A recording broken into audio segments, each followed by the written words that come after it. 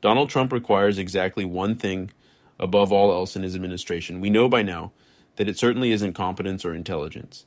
It is absolute loyalty. Trump demands that you bow down, kiss the ring, and constantly tell him what a fantastic job he is doing.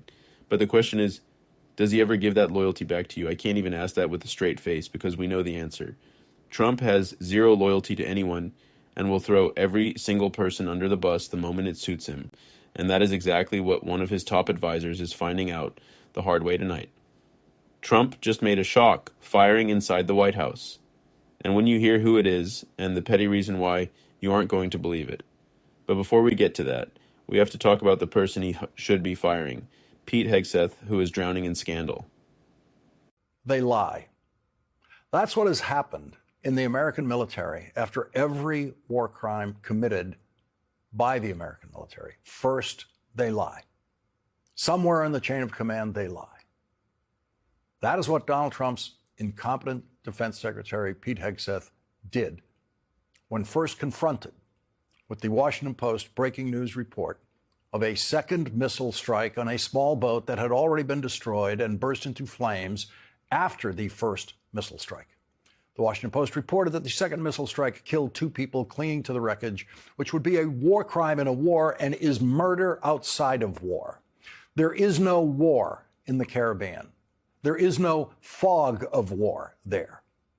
So Pete Hegseth lied and said that everything in the Washington Post article was, quote, the fake news delivering more fabricated, inflammatory, and derogatory reporting. That was Pete Hegseth's first lie about this story as soon as it came out. Pete Hegseth himself has already turned himself in for lying about that, for telling that lie, since he has changed his story multiple times since he told that lie on Sunday. In Vietnam, the worst American military war crime of the 20th century, was called a resounding success. Those are the words, resounding success, in the first after-action report of what came to be known as the My Lai Massacre, in which American soldiers commanded by Lieutenant William Calley summarily executed 347 people. And first, they lied. But 18 months later, Lieutenant Calley was finally charged with personally murdering 109 civilians. Babies, grandmothers, brothers, sisters, mothers, fathers. When one of the soldiers Lieutenant Calley ordered to murder people refused to do it, Lieutenant Calley took that soldier's rifle and shot them himself. But first they lied. The American military never wanted us to know that story. And when the suspicions built about a possible war crime, the lying didn't stop immediately. The lying does not stop immediately in these cases. But based on the American military's history of lying about war crimes, the American military has earned exactly zero credibility to any defense or offered about a possible war crime if that defense does not include evidence. And that's for war crimes. What about crimes committed? It is honestly becoming impossible to keep track of how many scandals Pete Hegseth is involved in at this point. And I don't think that is a quality you want in a Secretary of Defense. Hegseth is a fundamentally unserious person, but honestly, this entire administration is packed with unserious people. We saw the report earlier about J.D. Vance in that Signal chat. After the news broke that Hegseth was texting war plans on an insecure app, Vance jumped back into the group chat and made a joke about it being quiet, mocking the fact that his colleague put service members in danger. They are a joke. They are unfocused, undisciplined, and they simply do not care about the American people. They are unpatriotic. And that is why Donald Trump is as unserious as he is. He isn't focused on the real problems we face.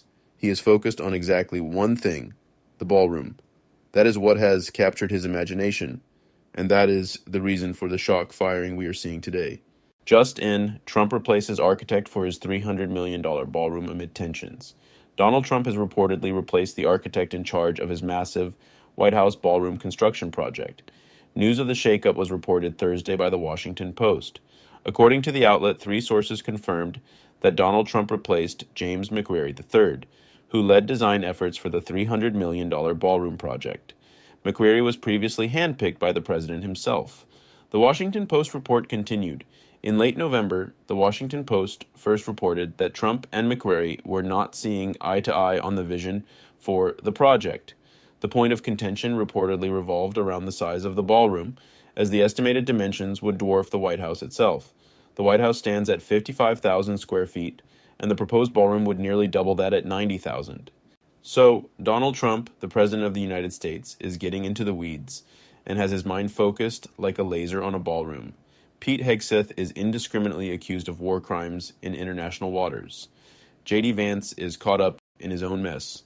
Pam Bondi is blocking the Epstein files. Scott Bessent is lying about the economy crashing. Every single person in this circle is incompetent. Kristi Noem is jet-setting with Kash Patel, and the president is worried about the square footage of a party room, the ballroom. He didn't fire Noem, he didn't fire Patel, he didn't fire Bondi. He fired the architect of the ballroom for not making it massive enough. That is where Trump's focus is. Prices are skyrocketing, inflation is rising like we haven't seen since the post-pandemic recovery, and every economic indicator is flashing red. And Trump is focused on the ballroom. Mass deportations are tearing apart communities. Data centers are jacking up electrical costs for average families while billionaires become trillionaires. And the president is fixated on a ballroom. This is Trump's America. He is telling you who he is, so believe him. He is upset that not enough is being done about his vanity project. Inflation is up, no one gets fired. War crimes, no one gets fired. Shipping Americans to torture prisons, no one gets fired. But if the ballroom isn't big enough, you're fired. It is insane. But as I have always said about Donald Trump, I am never surprised, but I am always disgusted, and that disgust applies to the Pete Hegseth situation as well, which Congressman Jim Himes shed more light on right here. Why you were so disturbed? Yeah, Jen, and I mean, I'll give you some context here. In virtue of my role on the Intelligence Committee, these sorts of videos in other contexts are not foreign to me. So, I'm not pearl clutching over something I haven't seen before. But what I saw in that video, and I'm hoping that the American people will have an opportunity to see it and judge for themselves, were 2 individuals whose boat had been incinerated and capsized, clinging for life without any visible means of survival or support, and then they were killed.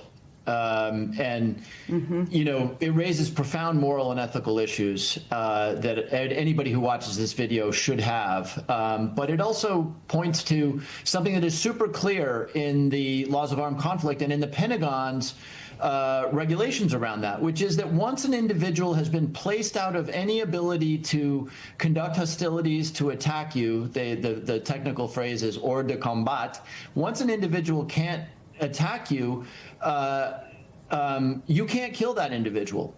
And there's a complicated argument made that, this individual might have been picked up by his buddies and, maybe they would have saved some cocaine. Maybe. No evidence that would have happened, and it certainly wasn't happening. So there's just no way to get away from the fact that the United States killed 2 individuals who were shipwrecked and in massive distress. And, I will leave it to the lawyers to determine I really don't have words for this administration anymore. I don't know how you could. It is just so brazen, so upsetting, and so dangerously unserious. But that just means we have to call them out every single day.